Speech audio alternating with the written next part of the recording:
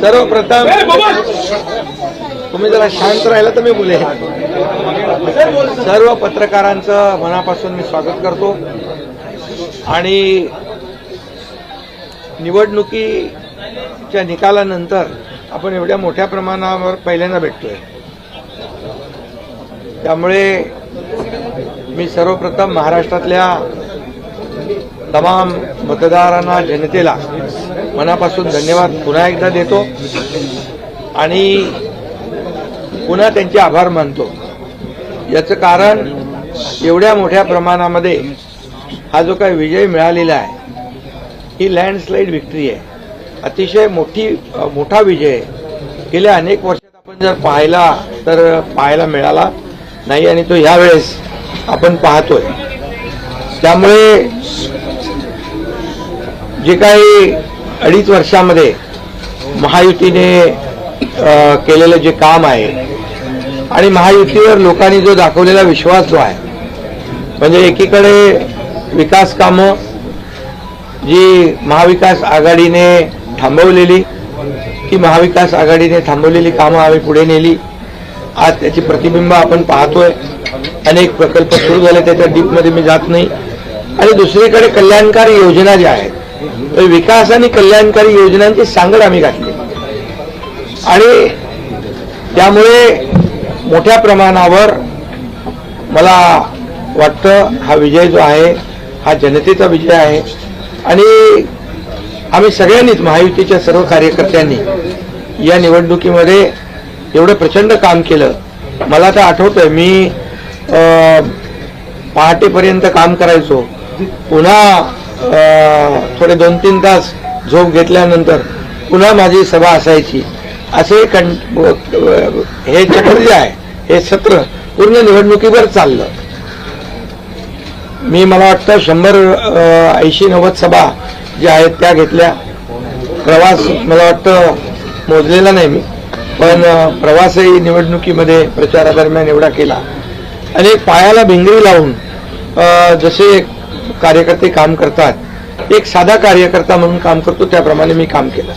मी कालही कार्यकर्ता म्हणून काम करत होतो, आजही कार्यकर्ता म्हणून आणि उद्याही कार्यकर्ता म्हणून काम करतो. तर मी स्वतःला एक मुख्यमंत्री म्हणून कधीच समजलो नाही. मी एक कॉमन मॅन म्हणून काम केलं. मुख्यमंत्री, सीएम म्हणजे कॉमन मॅन अशी माझी धारणा. आणि त्या कॉमन मॅनच्या धारणेमुळे मला कॉमन मॅनमध्ये जाताना कुठलाही प्रोटोकॉल, कुठलाही अडथळा येत नव्हता. कारण मी स्वतःला ते समजत होतो आणि मी मनाशी एक निश्चय केला होता की या कॉमन मॅनसाठी, या सर्वसामान्य जनतेसाठी या महाराष्ट्रातल्या सरकारमधून आपण काही ना काही केलं पाहिजे. आणि म्हणून कारण मी देखील एक सर्वसामान्य कुटुंबातून आलोय, शेतकरी कुटुंबातून, सर्वसामान्य कुटुंबातून, किंवा जे काही सर्वसामान्य कुटुंबाच्या वेदना, व्यथा मी पाहिलेल्या आहेत. मी भाषणात देखील अनेक वेळा म्हणालो, माझ्या आईचा विषय मी मांडला, पत्नीचा माझा विषय मांडला की कसे ते सगळे काटकसर करायचे आणि कसं घर महिना चालवायचे, कसं त्यांचं नियोजन असायचं, याचं बिल त्याचं बिल सगळं कसं.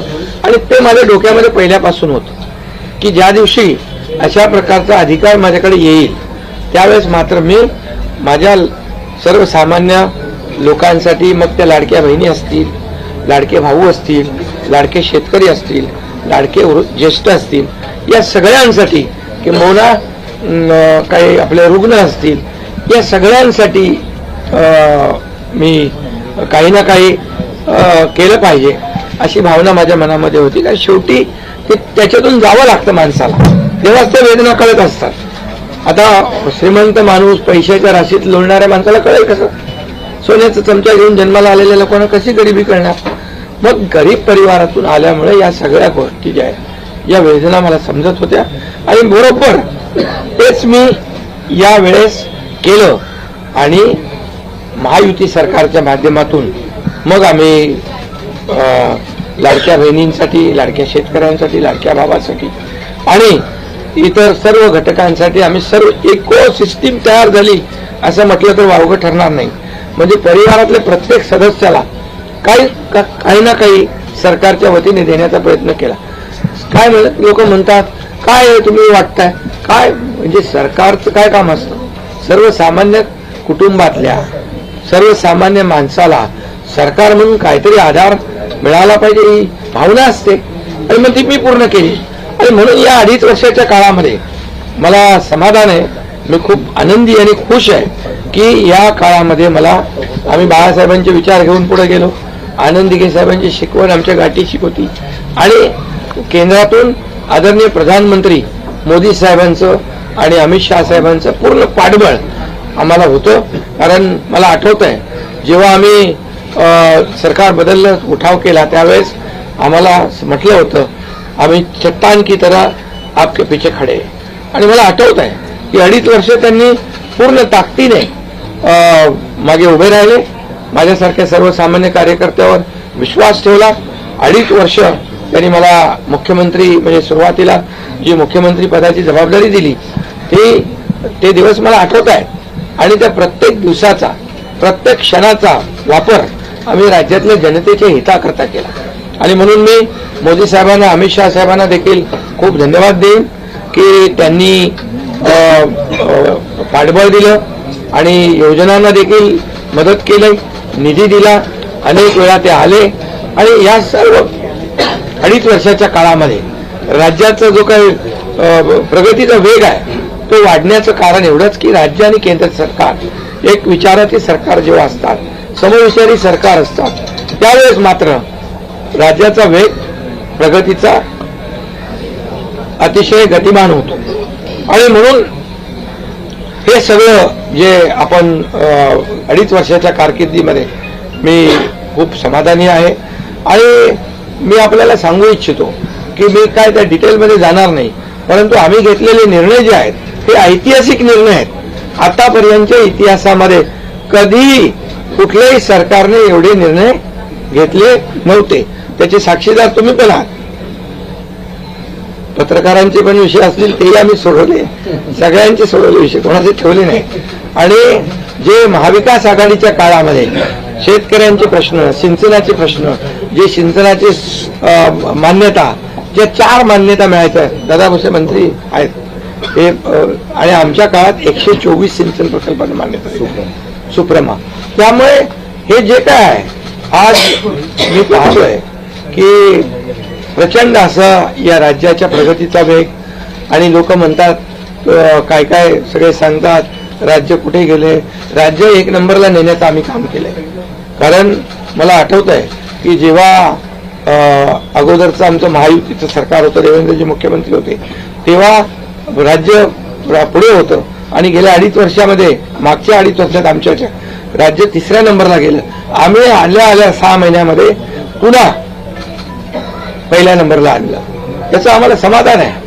आणि म्हणून मी आपल्याला एवढंच सांगेन की या राज्यामध्ये जे 2.5 वर्षामध्ये एक जे म्हणजे मी म्हणेन या निवडणुकीत जी मतांचा वर्षाव झाला तो वर्षाव हा केवळ आणि केवळ जे आम्ही काम केलं जे आम्ही निर्णय घेतले आणि जी आम्ही सकारात्मकता दाखवली यामुळे झालेला आहे सगळं आणि म्हणून लाडकी बहिणीचा लाडका भाऊ ही ओळख माझी निर्माण झाली सक्का लाडका भाऊ आता बाकी ज्यांनी विरोध केला ते सावत्र भाऊ झाले तर मी सांगितलं सावत्र भावांना तुम्ही लक्षात ठेवा बरोबर आणि ते बरोबर बहिणींनी लक्षात ठेवलं आणि पूर्णपणे लाडक्या भावाची एक ओळख निर्माण झाली ती ओळख मला सर्व पदांपेक्षा मला मोठी वाटते ही जी नवीन ओळख निर्माण झाली कोट्यावधी लाडक्या बहिणींची आणि त्यामुळे मी आपल्याला एवढंच सांगेन की मी समाधानी आहे आणि या 2.5 वर्षाच्या कारकिर्दीमध्ये झालेल्या कामांवर आणि मग आता तुम्ही काय सांगत होते कुठे गेले कुठे बसले हे प्रश्न तुम्ही नंतर विचारा तुम्ही कुठे बसले कुठे थांबले कुठे म्हणजे काय नाराज झाले आम्ही असे नाराज होऊन रडणारे नाही रे आम्ही लढणारे लोक आहोत लढून काम करणारे लोक आहोत समजले की नाही त्यामुळे मी स्वतः तुम्हाला सांगतो हे जे काही एवढी मोठी तर लाडक्या बहिणी आणि जे शिवसेने कार्यकर्ते आहेत त्यांच्या प्रत्येकाचे एकच म्हणणे आहे की मुख्यमंत्री म्हणून आम्हाला जे चेहरा हवा आहे तो म्हणजे फक्त एकनाथ शिंदे. एकनाथ शिंदेच मुख्यमंत्री बनावे यासाठी वेळोवेळी घोषणा हे केली जात आहेत आणि प्रत्येकजण एकत्र होत आहे. त्यानंतरच मुख्यमंत्री एकनाथ शिंदे यांची जर सरकार आली, म्हणजे सरकार तर आपण बघू शकतो की महायुतीची झाली आहे, परंतु एकनाथ शिंदे मुख्यमंत्री झाल्यानंतर तुमचे पैसे लगेच तुमच्या खात्यावरती जमा होणार आहे. याची सुद्धा नोंद मुख्यमंत्री एकनाथ शिंदे यांनी घेतली आहे. कारण जी निवडणूक लढवली गेली होती तो मुख्यमंत्र्यांचा चेहरा म्हणून निवडणूक लढवली गेली होती. म्हणजे पुढचा मुख्यमंत्री एकनाथ शिंदे असतील असं त्यामध्ये जाहीर करण्यात आले होते. परंतु अद्यापही तसे चित्र आपल्याला आढळून येत नाही आहे. परंतु वेळोवेळी जर आपण बघू शकतो की सभा होत आहेत आणि सभांमध्ये प्रत्येकाचं एकच म्हणणं आहे की आम्हाला जर मुख्यमंत्री पाहिजे असेल तर तो एकनाथ शिंदे असेल.